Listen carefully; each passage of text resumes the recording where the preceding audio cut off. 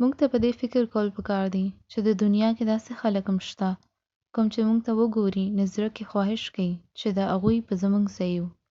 نو موږ ته وګوري نو وایي چې زه دې کس په شان ژوند غواړم او هغوی خبر هم نه وي چې زموږ په ژوند کې څه تیریږي او کله چې موږ چا نور شاته وینو نو خواهش کوو چې کاش زه به د دې په شان یم او موږ دا نه یو خبر چې هغې ژوند کې څه تیریږي.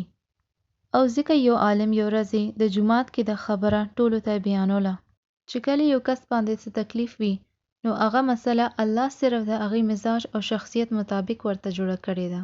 نو خلکو هغې عالم ته پوښتنه وکړه چې دا څنګه خبره ده او هغې ویل چې زه غواړم تاسو خپلې 10 لویې مسلې د یو کاغذ باندې ولیکئ او د ټوپۍ کې واچوئ. او بیا هغې عالم ویل چې اوس زه غواړم تاسو ټول راشئ او ځان ته یو پرچی خوښه کړئ او کم 10 مسلې تاسو صحیح لګي نو ځان لپاره والئ.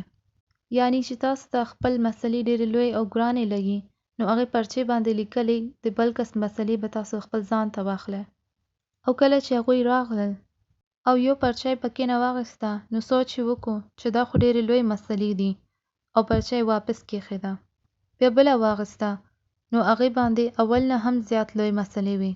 نو تاسو اوس د خبرې باندې پوه شوئ. زموږ د مسلې الله د طرفه یو نعمت دی.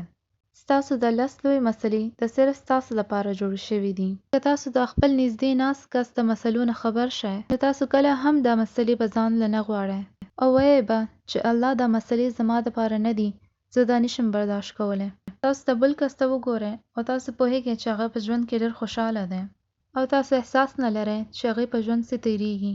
تاسو وګورئ چې دا څومره مهم خبرې دي. او دا دوه نورې خبرې هم دي.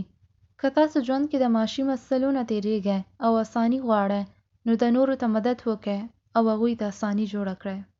الله وایي چې څوک به د خپل ورور مدد وکړي الله به د هغې مددګار وي.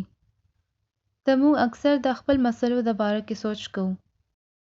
که ستاسو مسلې لوی هم وي نو تاسو بیا هم د نورو سره په ښه اخلاق او ښه طریقې ملاویدی شئ. د ستاسو ښه اخلاق د وجه د نورو ورځ هم ښه کیدی شي.